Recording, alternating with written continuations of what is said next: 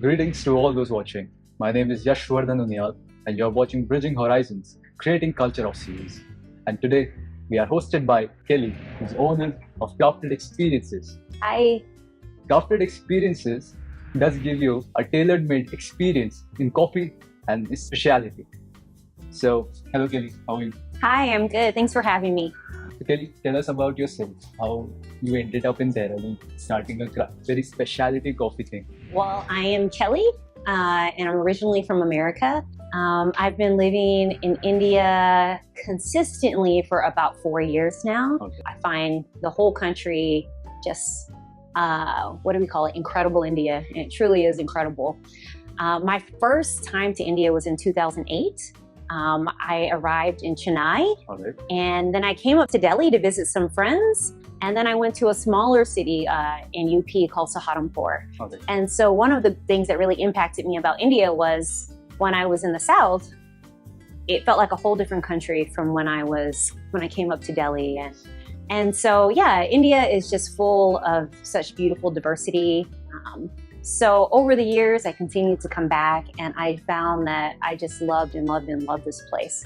So when the coffee industry just began to boom, I saw where this place that I had such a passion for and such an interest in, and then also this other passion in my life, coffee, could come together. Okay. So what inspired you to start Krafted Experiences in Dehradun? Yeah, well, we started off in Punjab. We were in Mohali, Chandigarh for about 2 years. But for about 6 months, I spent some time in Dehradun doing language learning. And I became captivated by the hills, by the, a little bit smaller town life that I just really enjoy. The beauty of these mountains, the beauty of the people here. And so I shifted here, and now I'm enjoying crafting coffee here. So how did your journey in coffee roasting begin? Right. Well, I've been drinking coffee for a long time. I'm proud to say I started off with these mocha, cappuccino, frappuccino things at Starbucks. Okay. And then that grew into just daily coffee intake. Okay. All the milk, all the sugar. At first it was all about the creamers and the flavors that I could add to my coffee, but slowly I came to see that coffee had wonderful flavors of its own without any addition. And I think that led me into greater interest in how I could create those flavors myself through roasting. So there's a cultural difference in coffee as well when we talk about coffee. Sure, Do you see a cultural difference as you've mentioned, you're from America. So there is a difference in coffee. The coffee drinking culture is different in America than in India. So how do you balance that, and what are the observations that you have made in that? Yeah, so I've done a lot of training and had an opportunity to hang out with wonderful instructors, and even outside of that, hang out with people who just really are deeply into coffee. Okay. But one thing I've tried to hold on to is that what is great coffee can't be defined by other people. Okay. If you're drinking instant coffee and you absolutely love it, I would say for myself, that's great. But I would also just add, there's more to find in the world of coffee than just that. However, to the person who is drinking the finest and most expensive cup out there, I would also say it's not their place to tell anyone else what the best coffee is. Okay. And so I've decided I just don't want to be a coffee snob. Okay. So, wherever people are at in their journey of enjoying coffee, it's a journey, and we just continue to grow and find out the wonders of coffee. I think anybody who's been into the coffee world for any amount of time will know that they probably might feel like they know less about coffee now than they did in the beginning. If you had to describe your brand, Krafted Experiences, in very simple terms, in very few words, what it be? Yeah, I think that we are constantly looking to create something that people will enjoy. Okay. Can you tell our viewers about different different types of coffee? Can you tell us about what is an Arabica, what is a Robusta, and how do you differentiate between the two, if you know? Yeah, okay. I think some simple things. Arabica is typically grown up a little bit higher. It has less caffeine than Robusta. Robusta grows a little bit lower. It has higher caffeine, and part of that is it can grow lower because it has higher caffeine, which keeps the bugs away. In terms of flavor, Robusta tends to have a little bit more robust, I don't know, I guess I would term it coffee with a little bit more of a punch to it.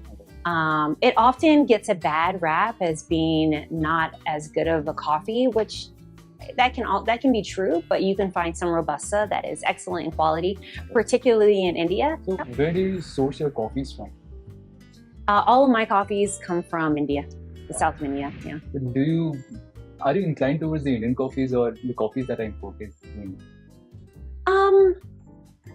I like both. I think that India has amazing coffee. Okay. So there's no lack in wonderful coffee in India. Like there are farmers and producers here who are doing an amazing job to produce an excellent cup. The only issue is that depending on where coffee grows, it creates a different flavor and taste. So coffee here is wonderful, but I do think we could add some more international flair into our cup just for the different taste that comes from different regions of the world. So I believe there's a tariff on import of coffees in India. Yeah, I think so. If I understand it correctly, I think it's about 100% tax. 100% tariff. As we all know that coffee is not very natural to Indians. It's a very tea prominent country.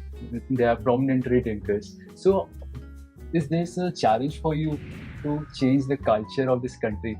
And on top of that, you are promoting specialty coffee rather than instant coffee that India is very used to.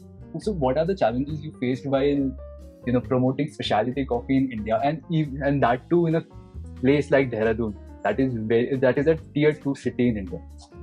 Yeah, I guess I think there's people who have pioneered this far more than I. I mean, of course, there's Blue Tokai and many other farmers and producers that have begun to pave the way for specialty coffee. I'm just kind of following along in those footsteps, wanting to stay honest to what specialty coffee is, and at the same time, listening to what people want and not assuming that, trying to blend what people want and what specialty coffee is and meet people where they're at. So how do you started roasting the beans? How your journey started with what are the courses that you have to get into if someone wants to be a roaster or a barista for say? Yeah, I mean, I think there's a lot of different ways to do it. I mean, my journey was drinking a lot of coffee, and then I started to take some specialty coffee association classes. And so I did a lot of my training through the Specialty Coffee Association, SCA.